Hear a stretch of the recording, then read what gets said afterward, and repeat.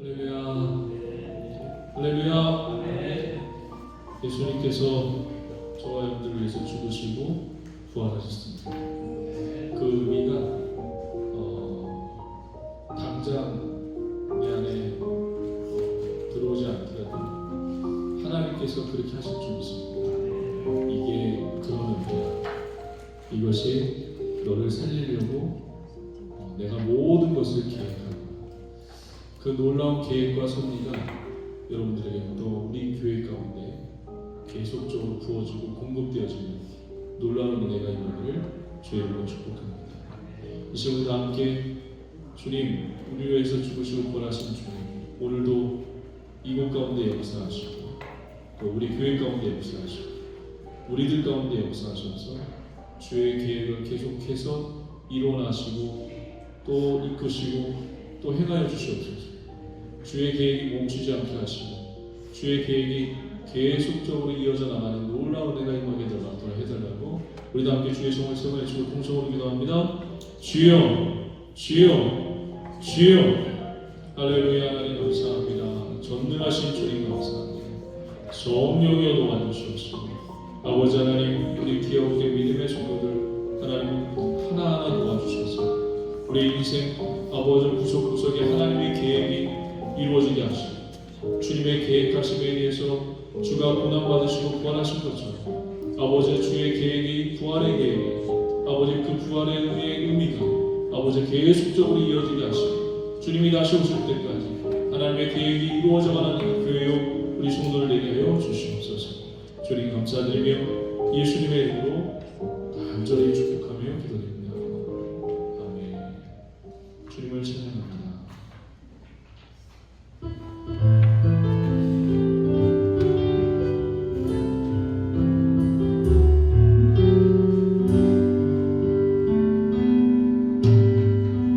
이 세상 가장 아름다운 순종의 눈물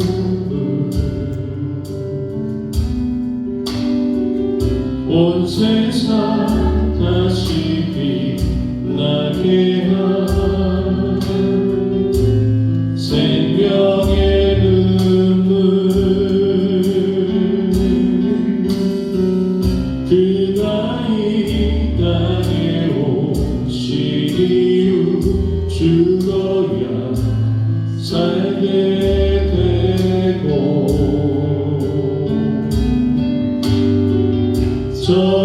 저야만 승리하리 놀랍고 영원하신 믿 지으신 그대로 내 모시기 우리의 창조주 그리스도 십자가의 길로 아버지 뜻 이루셨네 그가 이 땅에 오신 이유 이제 우리에게 맡겨진 그 소망 그 사랑 그 생명 아름다운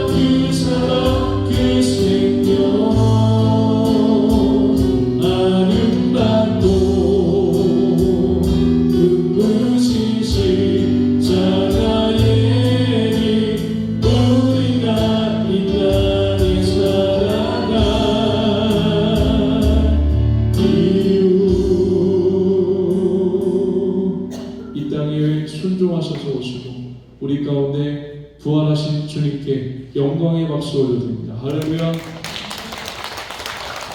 힘차게 주님을 찬양합니다.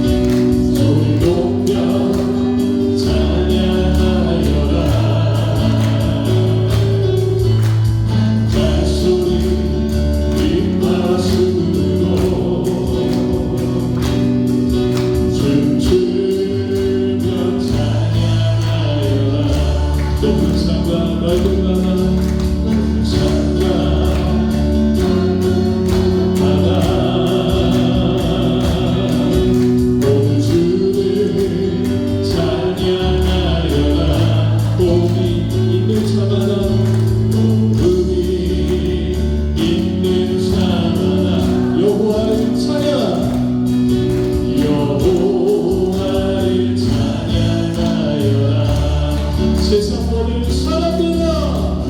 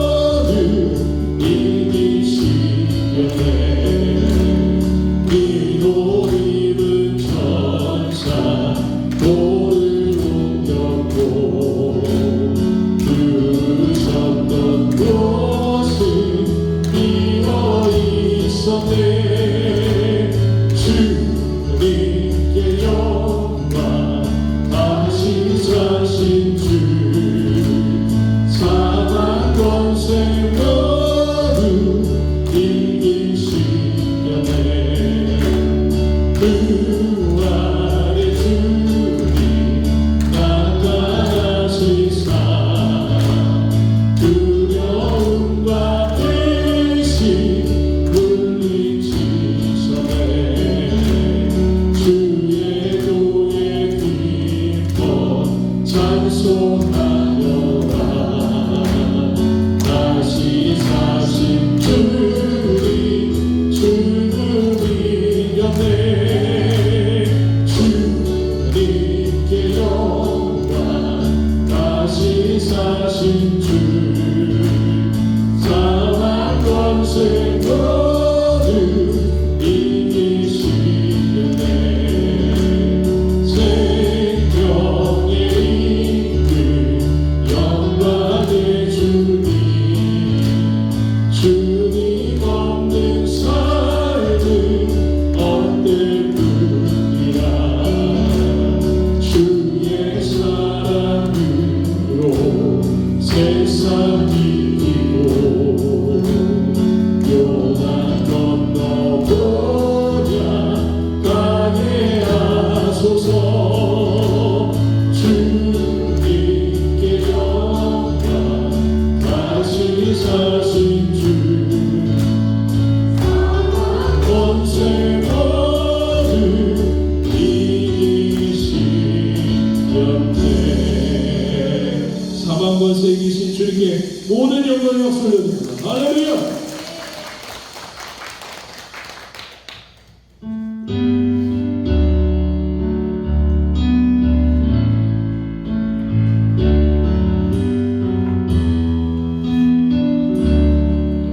예수 안에 소망인데 내 빛과 힘나의 노래 환난 중에 도우시는 주 나의 견고한 반석. 크신 사랑 크신 평강 두려움에서 날 건지네. 내리로자 내 모든 것 주 사랑 안에서리라. 완전하신 하나님이 우리와 같이 되셨네. 주 사랑과 불공의로 세상을 구원하셨네.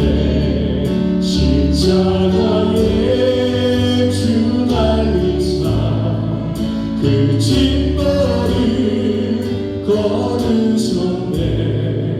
내 모든 죄 감당하신 주 내 안에 살리라.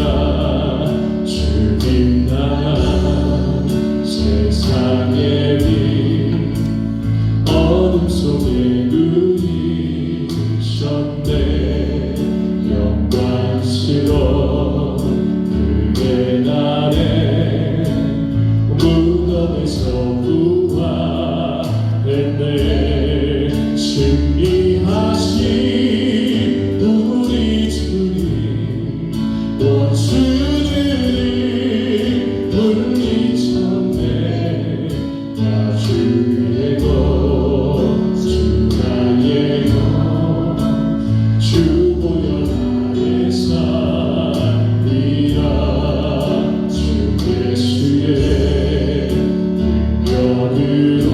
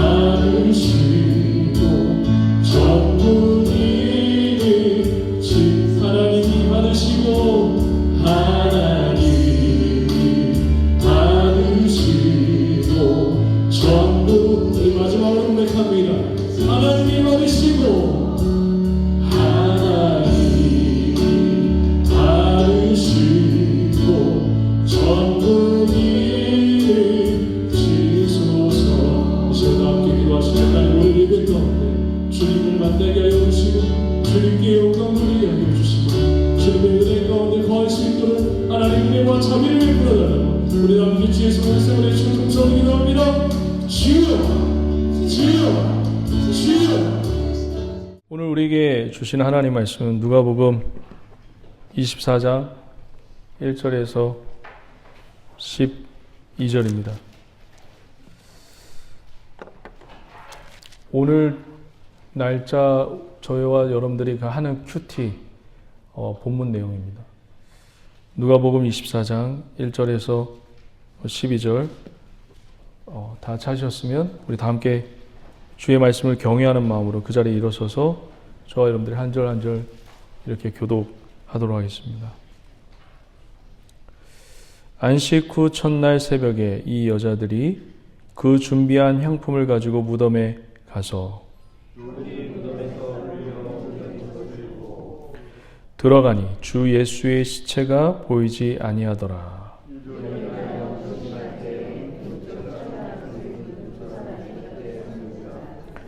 여자들이 두려워 얼굴을 땅에 대니 두 사람이 이르되 어찌하여 살아있는 자를 죽은 자 가운데서 찾느냐.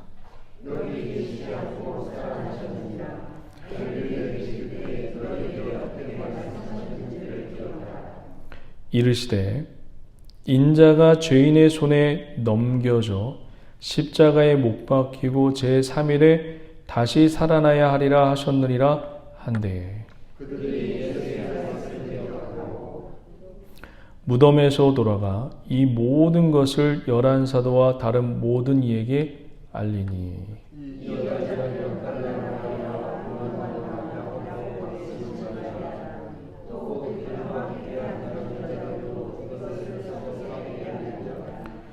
사도들은 그들의 말이 허탄한 듯이 들려 믿지 아니하나 베드로는 일어나 무덤에 달려가서 구부려 들여다보고 세마포만 보이는지라 그 된 일을 놀랍게 여기며 집으로 돌아가니라.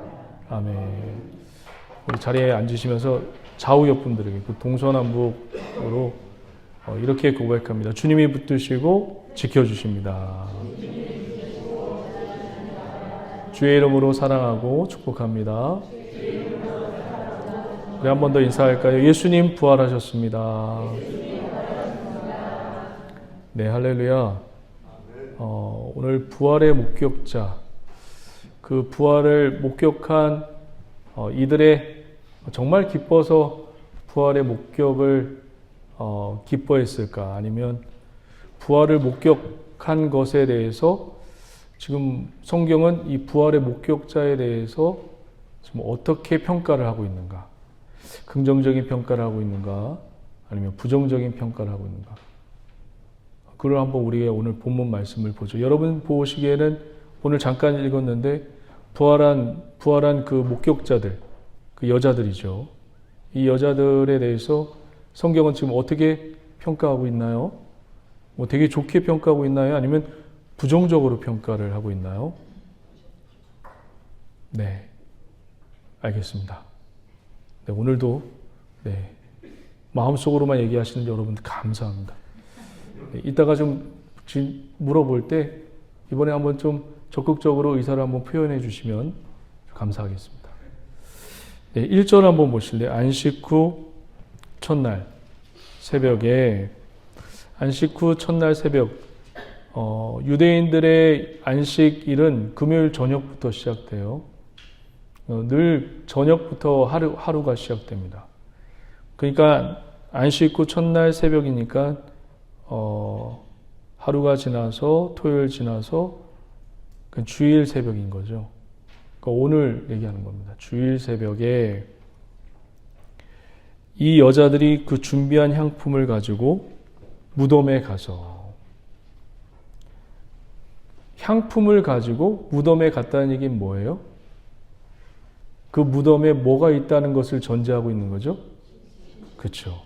시체가 있다는 것을 전제하고 향품을 가서 거기다 이제 바르려고 간 겁니다.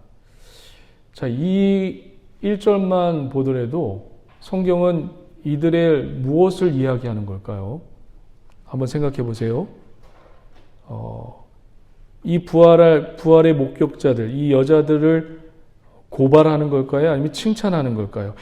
어떻게 보면 지금 이 여자들은 굉장히 믿음이 있어 보여요. 시체를 예수님이 죽으신 그 무덤에 가서 그 시체를 닦으려고 하는 그 거룩한 그 마음. 우리가 언뜻 보기에는 굉장히 예수님을 향해서 사랑하는 마음으로 다가가는 것처럼 보여요. 표면적으로 보면. 그런데 2절 한번 보도록 하겠습니다. 2절 다 같이 시작.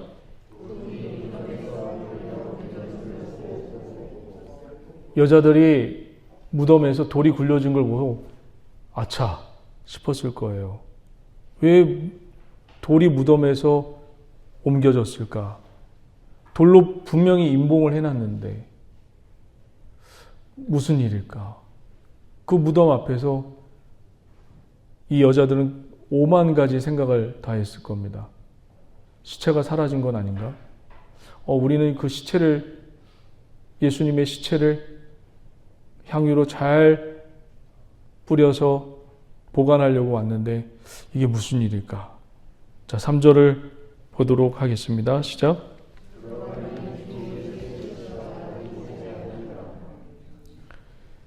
예수의 시체가 보이지 아니하더라. 예수의 시체가 있어야 돼요? 아니면 없어야 돼요?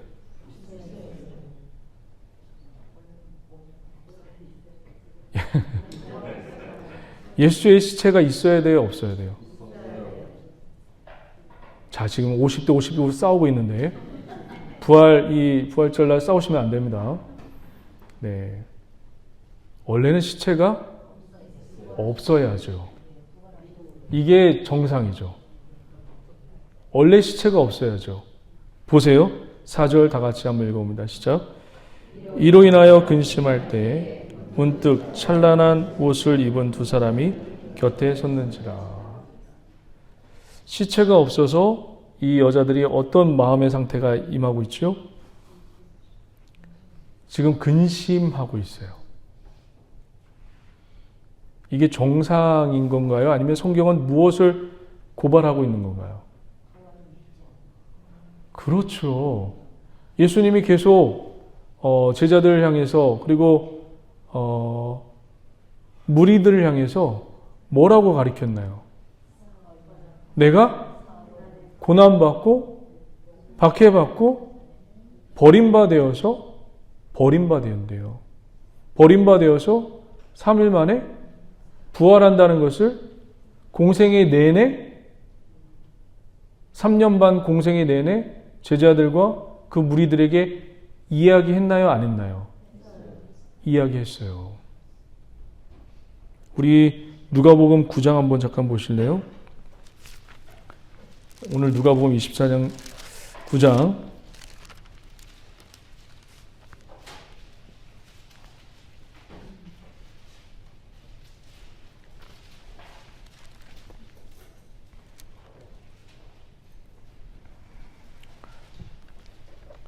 22절 한번 보세요.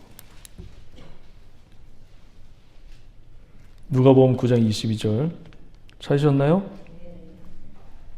다 함께 읽어봅니다. 시작.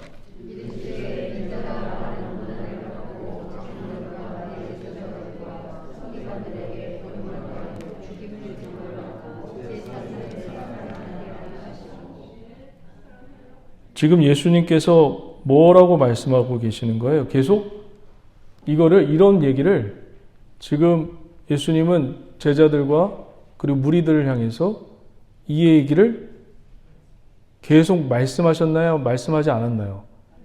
공생의 3년 반 동안 계속 말씀하셨어요.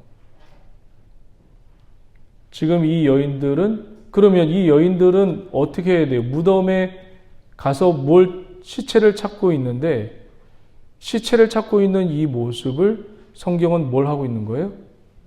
부활하신 예수님을 믿지 못하는 것을 고발하고 있는 겁니다.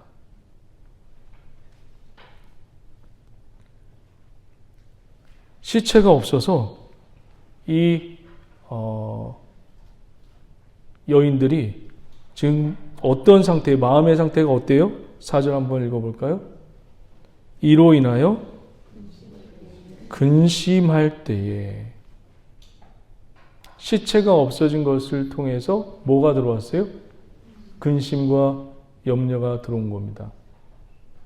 그러니까 이들이 지금 마음 상태를 얘기하려고 하는 게 아니에요, 사실. 이 여자들의 마음 상태가 아니라 지금 무엇을 믿지 못하고 있는 이 여인들을 지금 고발하고 있는 겁니다.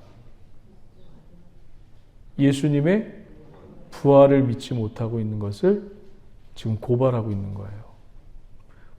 예수님께서 누누이 3년 반 동안 말씀하셨어요. 여러분, 예수님의 말씀이 귀한 것인 걸 알고 계시죠? 예수님의 말씀을 저와 여러분들이 굉장히 성경을 읽으면서 그냥 대충 읽으시는 분들이 적잖이 있어요. 그냥 가볍게 여기시는 분들이 있어요. 예수님의 말씀도 여러분 성경이에요. 예수님의 말씀은 곧 누구의 말씀입니까? 신적인 말씀이에요. 신이 하신 거예요.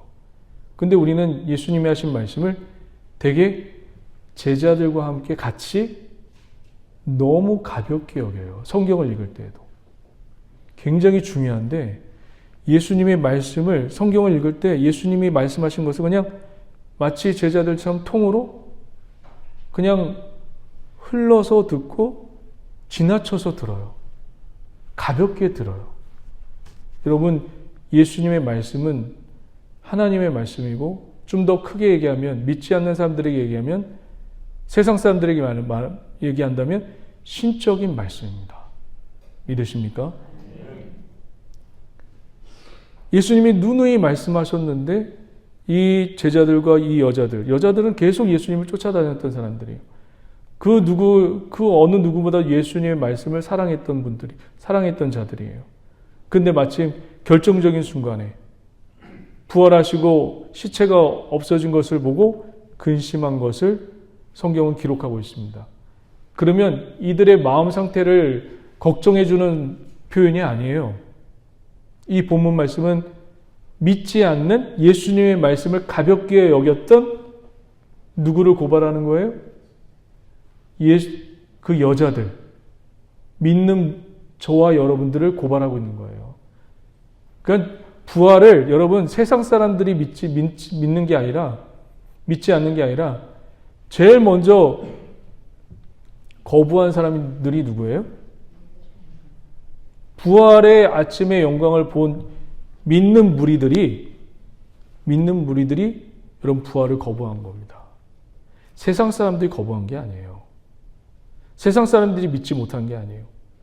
누가 믿지 못했어요? 믿는 저와 여러분들이 믿지 못한 거예요. 부활을 믿게 하려면 여러분들이 그 내면에서 믿음을 끌어올려가지고 부활을 믿을 수 있나요?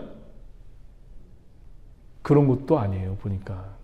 이 부활하신 예수님이 나중에 좀 이제 성경을 이제 계속 한 절 한 절씩 보겠지만 이 부활을 믿게 하는 것도 내 안에 내재된 믿음에 의해서 끌어올려서 믿어진 게 아니라 예수 그리스도가 엠마오로 가는 두 제자에게 무엇을 가르쳐 줬죠? 부활을 믿지 못하고 예수님이 다시 살아나셨다는 것을 믿었음에도 불구하고 도망갔단 말이에요. 그런데 어느 누가 불쑥 찾아와서 말씀을 해석해주고 말씀을 집어넣어 주니까 마음이 뜨거워서 이 엠마오로 가는 두 제자가 마음이 불붙는 것 같아서 그제서야 무엇을 깨닫죠? 부활하신 예수 그리스도를 깨닫게 됩니다. 그 이야기가 24장에 쭉 나와 있어요. 여러분 큐티하면 계속 볼 수 있습니다. 자, 이제 5절 한번 볼까요? 5절. 4절 한번 보시면 다시 한번 4절 이로 인하여 근심할 때에 문득 찬란한 옷을 입은 두 사람이 곁에 섰는지라. 누구예요? 천사예요. 찬란한 옷을 입은 두 사람이 곁에 섰는지라. 5절 다 같이 한번 읽어볼까요? 시작.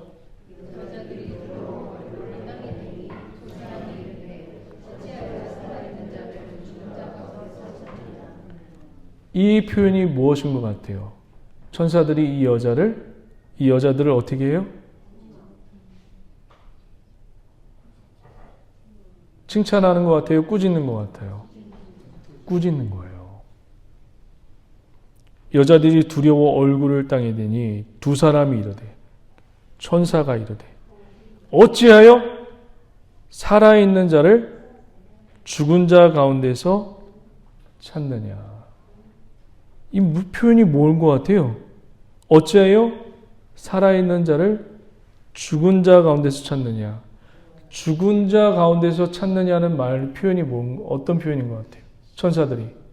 지금 예수님이 어디에 죽으셔서 어디에 묻혔죠?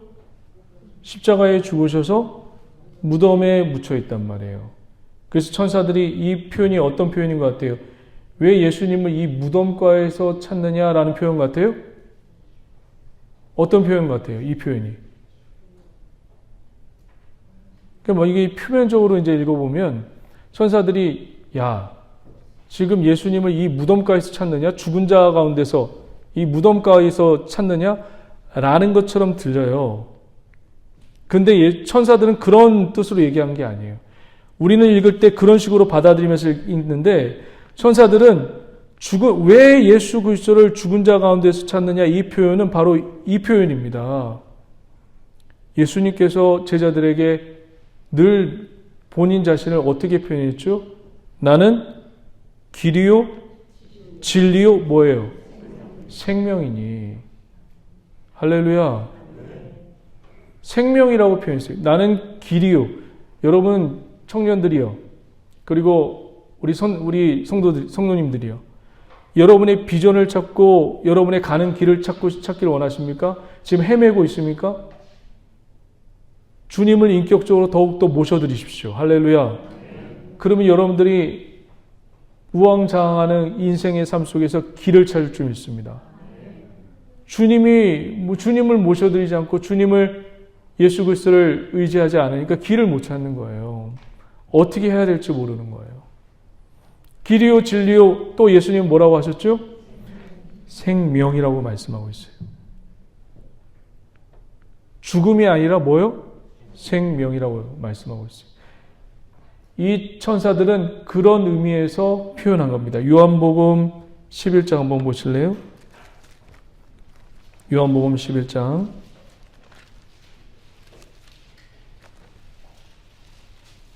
요한복음 11장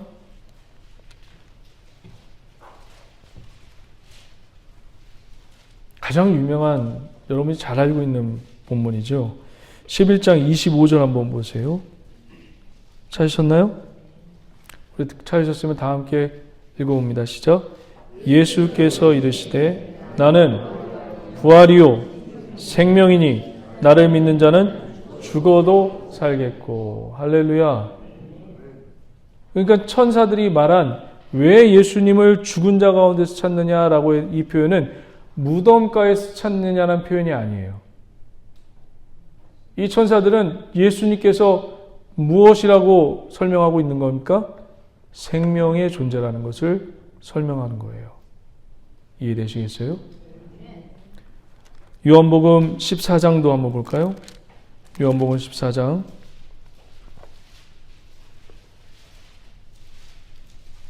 14장 6절 다 같이 한번 읽어봅니다. 시작. 예수께서 이르시되 내가 곧 진리요 생명이니 나로 맘지 않고는 아버지께로 올 자가 없느니라. 주님을 통하지 않고는, 그리스도를 통하지 않고는 누구에로 갈 자가 없다고요? 아버지는 누구예요? 하나님께로 갈 자가 없는 거예요. 예수 그리스도가 아니고서는 저와 여러분들 하나님과 원수지간을 깰 자가 없는 거예요. 이 천사들은 이 의미로 이 여자들에게 얘기하고 전달해 준 겁니다. 근데 지금 이 아리마대 요셉의 무덤이잖아요. 그렇죠? 아리마대 요셉의 무덤에 예수님이 장사가 된 거예요. 그런데 여러분 보시면 아리마대 요셉의 무덤이 무덤가에 있는 게 아니에요. 죽은 자들이 모여 있는 곳에 있는 게 아니에요. 그러니까 이 천사들이 말한 이 의미는 너희들이 왜 예수님을 죽은 자 가운데서 찾느냐, 이 말은 예수님은 어떤 분이시라는 것을 이 믿지 않는 성도들에게 이야기하고 있는 건가요? 지금 예수 그리스도는 우리 가운데 생명으로 오신 분이라는 것을 성도들에게 이야기하고 있고 믿지 않는 성도들에게 고발하고 있는 내용입니다. 또 한 가지 천사들이 이야기하고 있는데 6절 우리 한번 다 같이 한번 보도록 하겠습니다. 6절 다 같이 시작. 죄송해요. 누가복음 24장 6절. 누가복음 24장 6절로 다시 돌아오세요.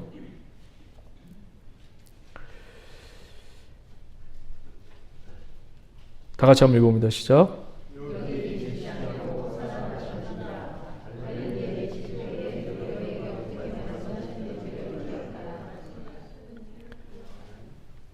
뭘 기억하라고요?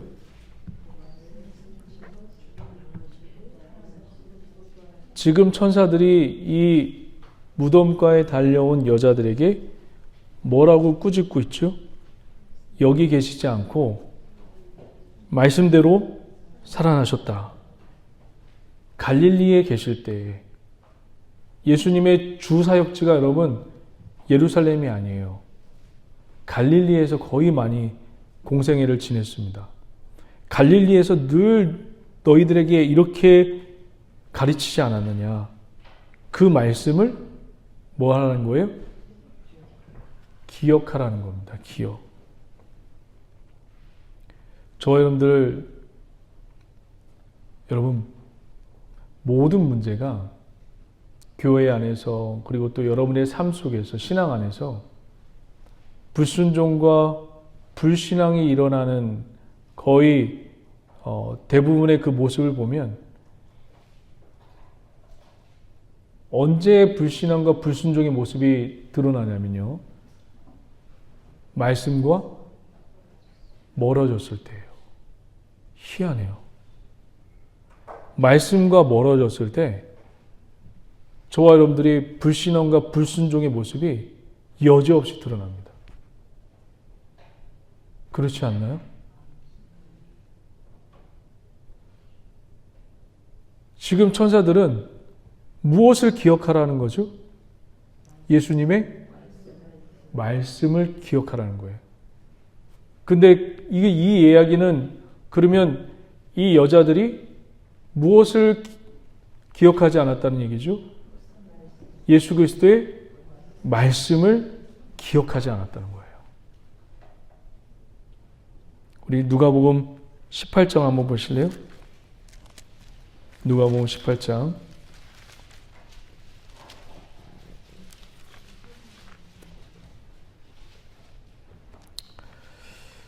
31절 한번 볼게요. 누가복음 18장 31절.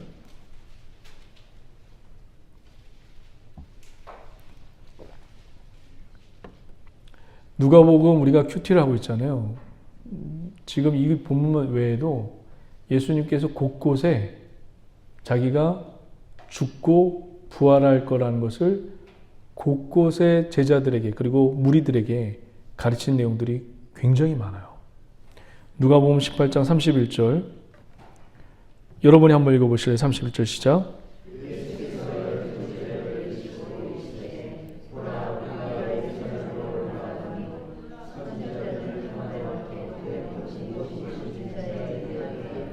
인자가 예수 그리스도가 이방인들에게 넘겨져 희롱을 당하고 능욕을 당하고 침뱉음을 당하겠으며 33절이요.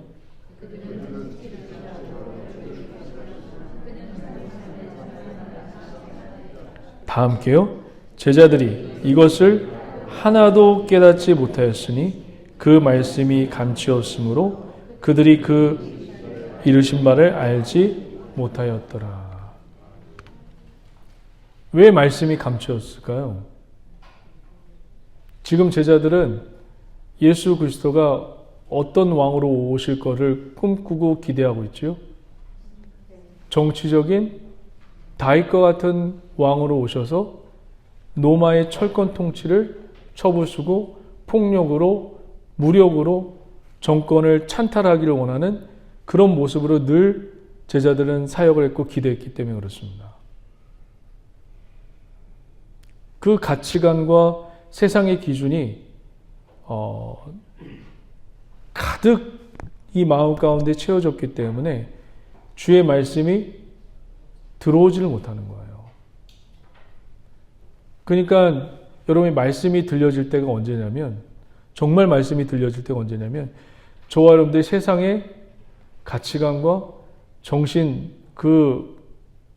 가치관들이 하나하나씩 쪼개질 때, 하나하나씩 무너질 때, 그제서야 하나님의 말씀이 들어오게 됩니다.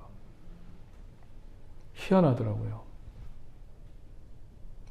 지금 천사들은 두 가지 이 여자들에게 꾸짖고 있어요. 첫 번째 무엇입니까? 왜 예수 그리스도를 죽은 자 가운데서 찾느냐? 두 번째는 뭐죠? 예수님이 했던 말씀 좀 기억하라. 결국 이 둘을 통치면 어떤 메시지가 응축돼서 나오나요? 예수님의 말씀을 무리들과 제자들은 어떻게 여긴 거예요?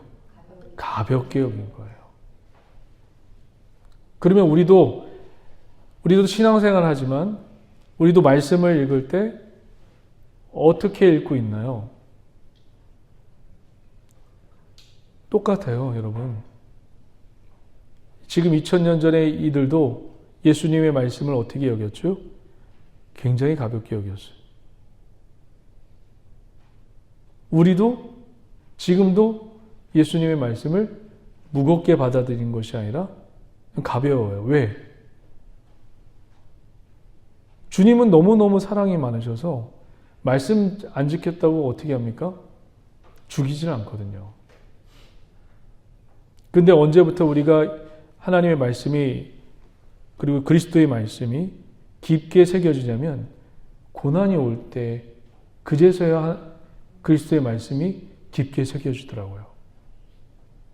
그전에는 이 말씀이 별로 다가오지 않았는데 어느 순간 내가 아프거나 내가 힘들거나 내가 어려움이 생길 때 주님은 나의 부활이요 생명이니 이 말씀이 굉장히 가슴을 깊게 파고 들어올 때가 있더라는 것입니다.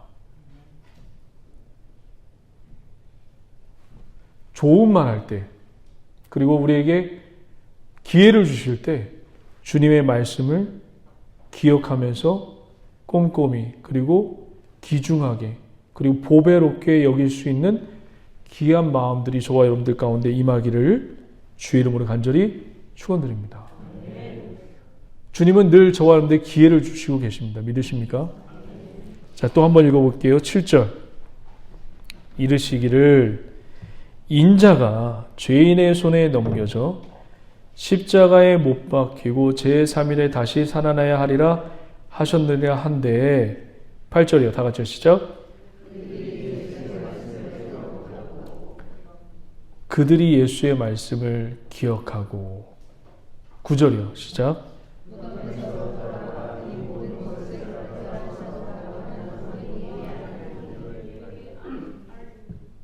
이제 드디어 이 여자들에게 무엇이 들어온 거예요? 말씀이 기억한 것을 이제 드디어 들어오게 한 거예요. 자, 이거를 이 여인들이 이 마음 가운데 믿음으로 그리고 자기의 신앙으로 이것을 믿었나요? 아니면 누가 믿게 했나요? 예수님께서 보내신 천사들을 통해서 그 말씀을 어떻게 해요? 믿게 했어요. 그러니까 부활의 능력을 믿는 것이 여러분의 이 내면에서 신앙의 발로에서 나온 겁니까? 아니면 누가 외부에서 집어넣어줘서 부활의 능력을 믿게 한 겁니까? 그렇죠. 외부예요. 그래서 우리가 성경에 보면 전도에 미련한 것으로 주의 복음을 전한다고 했어요. 이것밖에 없어요. 우리 내부에서는 너무 악해가지고 죄덩어리라서 주를 믿을 만한 그런 믿음의 근거가 나오질 않아요.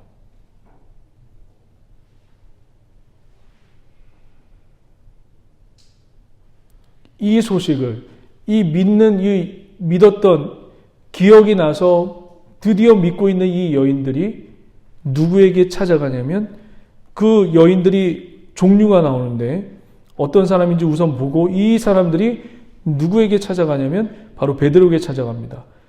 그 장면도 여러분 굉장히 어마어마한 메시지가 담겨져 있어요. 10절, 우선 먼저 10절을 읽어봅니다. 시작. 이 여자들은 막달라 마리아와 요한나 라고의 물친 마리아 또 그들과 함께하는 이 여자들이 여기서 나오죠. 누구였어요? 막달라 마리아. 막달라 마리아가 누구예요? 7 귀신 들렸던 마리아예요. 여러분들도 어떤 사람에게 상처를 받거나 어떤 사람에게 조금 안 좋은 그 메모리, 기억이 있으면 여러분 10년이 지나고 20년이 지나도 그 사람들의 이미지가 사라집니까? 그 사람의 나쁜 이미지가 사라져요? 이 인간이 하나님의 능력이 아니면 나에게 원수가 되었던 이 사람에 대한 이미지가 잘 사라지지 않아요. 제가 왜 이 얘기를 하냐면 막달라 마리아는 무엇 들었던 사람이죠? 7 귀신 들렸던 사람이에요. 그러면 이 제자들이 이 여인을 신뢰할까요? 신뢰하지 않을까요? 아무리 여러분 뛰어난 제자들이라도 과거에 7 귀신 들렸던 이 여인이 지금 찾아와서 예수님이 부활했습니다. 라고 제자들에게 얘기하면 제자들은 그걸 믿을까요? 못 믿을까요? 믿기 어려워요. 그런데 그 다음에 이 여인만이 아니라 요한나라는 사람이 나옵니다. 이 요한나가 누굴까요? 예수님의 부활을 목격한 요한나. 누굴까요? 성경에 나와요. 여러분이 큐티한 인물입니다. 누가복음 8장 한번 보시겠습니다. 누가복음 8장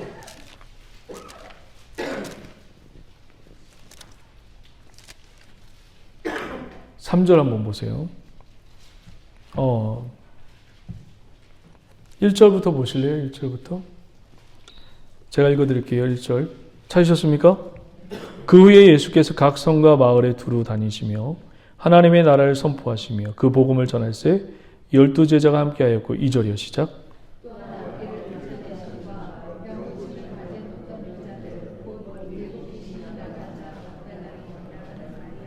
이 마리아가 그 마리아예요. 7 귀신 들렸던 막달라 마리아. 3절 다 같이요. 시작.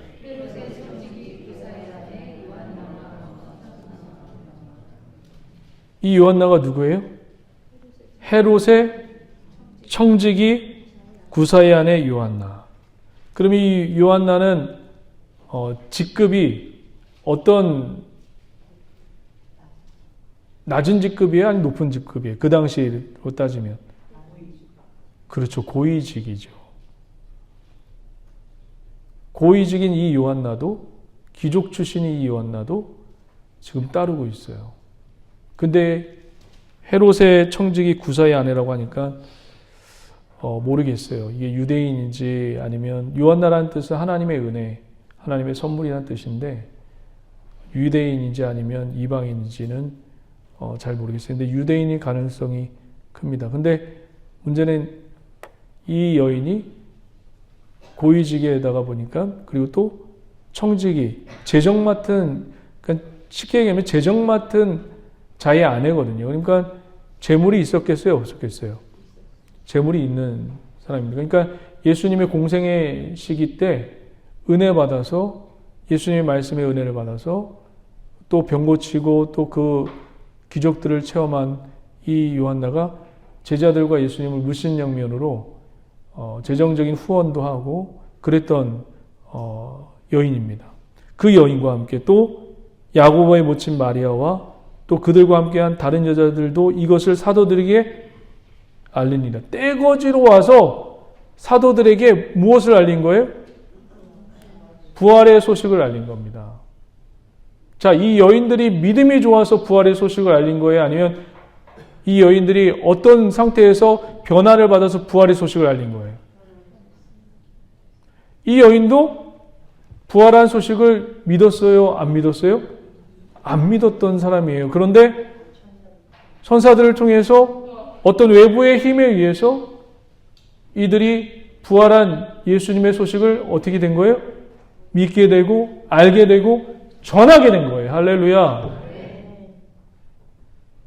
그런데 11절 한번 보세요. 제가 이걸 저와 여러분들이 좀 나누고 싶은 거예요.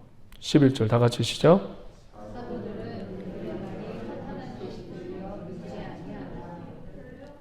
사도들이 누구죠? 예수님의 12제자들. 그들의 말이, 그 여자들의 말이 떼거지로 몰려와서 그 당시 여러분 아무리 사회적으로 여기에 귀족 출신이 있다고 한들 그 당시 2000년 전 여자들의 사회적인 위치는 어때요? 아주 좋은 위치입니까? 아니면 아주 하찮은 위치입니까? 하찮고 편협한 생각이 그 당시 아이와 여자들은 인구 숫자에 포함했나요? 안 했나요? 포함도 안 했어요. 무시당하고 그런 편협한 그런 사회 분위기 속에서 여자들이 와가지고 부활하신 예수님이 부활했다고 막 여기저기서 막 떠들고 시끄럽게 막 하니까 이 사도들이 어떻게 여겼나요? 무시했을 거예요. 잘 보세요. 11절. 사도들은 그들의 말이 무엇같이 들렸다고 말씀하고 있죠? 원문을 보니까 이게 무슨 뜻이냐면 그러니까 아이들이 있잖아요. 아이들이 심각하게 열병이 나면 무슨 소리를 합니까? 여러분들 아이들 키워보셨지만 막 열이 나면 애들이 뭔 소리를 해요? 헛소리를 해요. 그 표현이에요. 사도들이 무엇처럼 들었다고요? 헛소리로 들은 거예요. 누가 이렇게 들은 거죠? 이게 중요해요. 12제자들이 예수님의 부활의 소식을 헛소리로 들은 겁니다.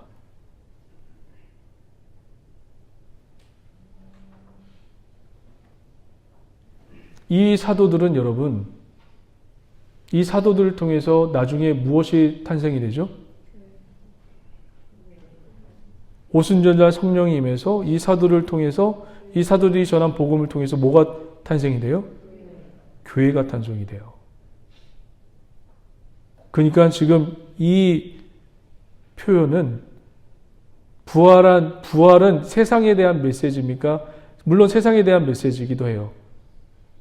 이 부활의 목격자를 통해서 성경이 전하고자 하는 거대한 메시지는 뭐예요? 어디에게 주는 메시지예요? 믿는 자들에게 주는 거고, 믿는 공동체에게 주는 거고, 믿는 교회에게 주는 메시지입니다. 근데 그 믿는 교회와 공동체가 어떻게 한 거예요? 부활의 소식을 헛소리로 들리는 거예요. 세상 사람들이 헛소리로 들린 게 아니에요. 맨 처음에 누가 헛소리로 들은 거예요? 믿는 우리가 헛소리로 들은 거예요. 근데 이것을 믿게 했죠. 어떻게 믿게 했습니까? 이 천사가 여자들이 믿게 한 것처럼 이 제자들도 누가 믿게 하는 거예요? 제자들의 그 3년 반 동안 예수님과 수행했던 그 능력으로 믿게 된 건가요? 아니면 어떤 분에 의해서 믿게 된 건가요?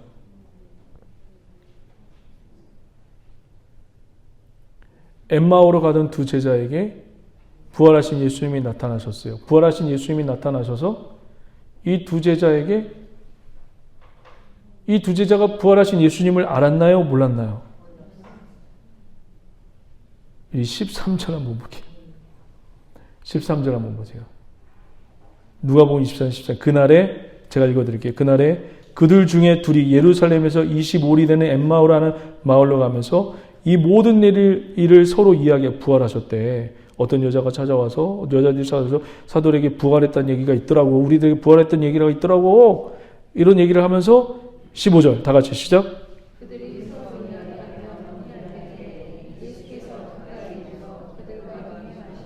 16절 다 같이 시작. 그대의 눈이 가려워져서 그인 줄 알아보지 못하고 하네요. 이들의 능력으로 부활의 능력을 체험하고 이들의 믿음의 내면의 세계에 의해 수행에 의해서 주님의 부활의 능력을 체험했나요? 아니라는 거예요. 이 부활은 먼저는 누구에게 주님이 알리고 싶었던 거예요? 교회에 알리고 싶었던 거예요. 교회 공동체에 알리고 싶었던 거예요. 근데 이 공동체가 이 부활하셨다는 이 놀라운 능력을 처음에 어떻게 했죠? 헛소리로 알고 믿지 못한 겁니다. 12절, 우리 12절 한번 볼게요. 마지막으로 12절을 다 같이 한번 읽어봅니다. 시작. 세마포만 보이는지라 그된 일을 놀랍게 여기며 집으로 돌아가니라. 왜 베드로가 나왔을까요? 여기 왜 베드로가 나왔을까요?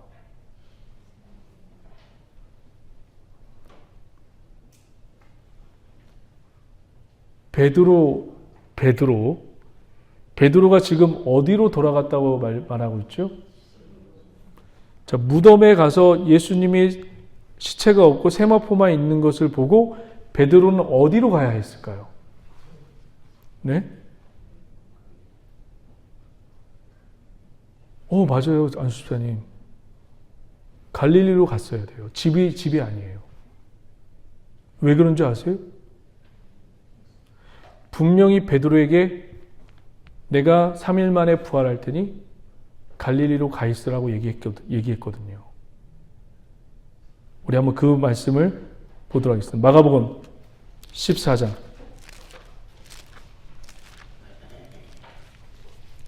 마가복음 14장.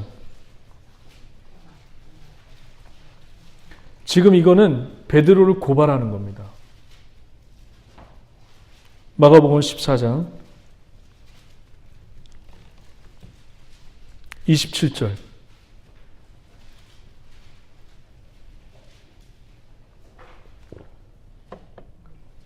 다 같이 한번 읽어봅니다. 예수께서 제자들에게 이르시되 너희가 다 나를 버리리라. 이는 기록된 바 내가 목자를 치리니 양들이 흩어지리라 하였습니다. 그러나 내가 살아난 후에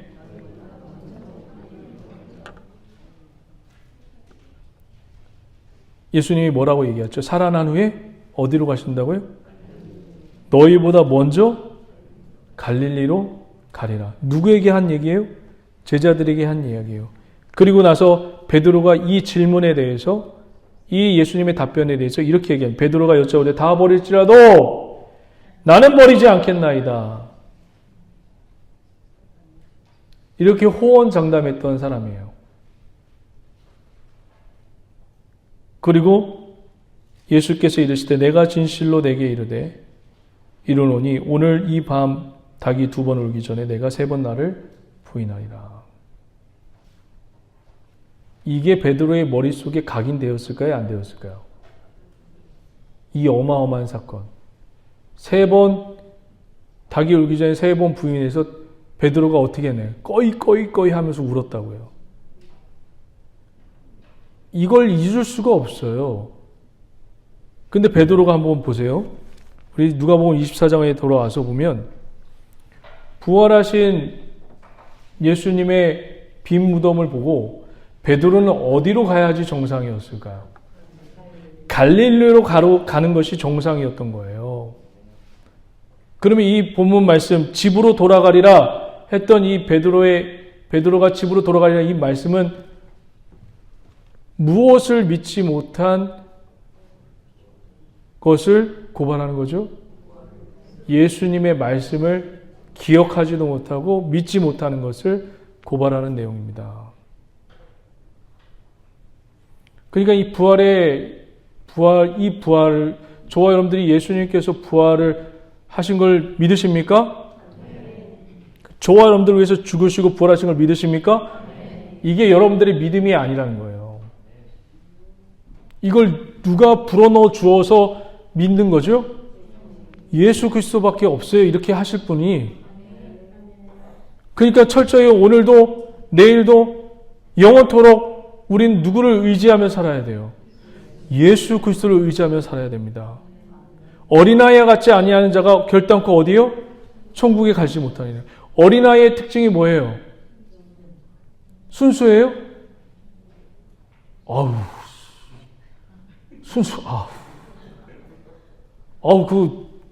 제가 이제 젊었을 때 전도사 초등부 아이들 이렇게 맡아서 했지만 애들, 그렇게 순수하지 않아요.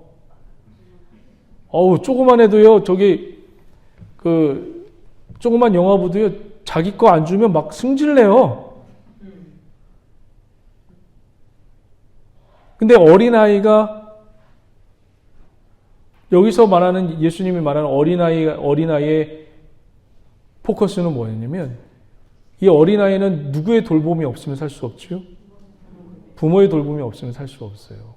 그래서 이 아이는 누구 가랑이만 붙들고 쫓아다니죠? 엄마가 그 한시라도 내 눈앞에 없어지면 어떻게 돼요? 엉 불안해서 울어요. 이 어린아이 같은 표현이 의지하는 표현입니다. 저와 여러분들 주님을 평생 동안 의지하면서 살아가는 그런 복된 우리 귀한 복된 저와 여러분 되시길 주의 이름으로 간절히 축원드립니다. 그래서 내 마음 가운데 점검할 수 있는 게 신앙이 지금 다운됐냐 높아졌냐 이 점검할 수 있는 기준이 뭐냐면 내가 주님을 의지하고 있느냐 의지하고 있지 않느냐 그걸 점검하면 내 신앙의 지금 레벨을 알 수 있어요. 내가 지금 주님을 의지하고 있는가?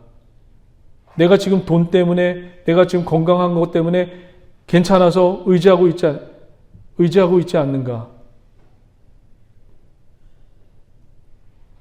이것을 통해서 저와 여러분들이 신앙의 높낮이를 알 수 있습니다. 높낮이라고 표현하면 좀 그렇겠지만 신앙이 지금 내리막길인지 오르막길인지 그게 내 안에 주님을 의지하느냐 의지하지 않느냐의 마음으로 볼 수 있어요. 오늘도 영원토록 주님을 의지하는 저와 여러분 되시길 주의 이름으로 간절히 축원드립니다. 부활의 메시지는 세상 사람들에게 먼저 준 게 아니에요. 부활의 메시지는 누구에게 먼저 준 거예요? 교회에게 먼저 준 거예요. 믿는 성도들에게 먼저 준 거예요. 근데 믿는 성도들이 부활의 메시지를 어떻게 여겨요? 아멘 할렐루야라고 했나요? 아니요. 전혀 그렇게 여기지 않았어요.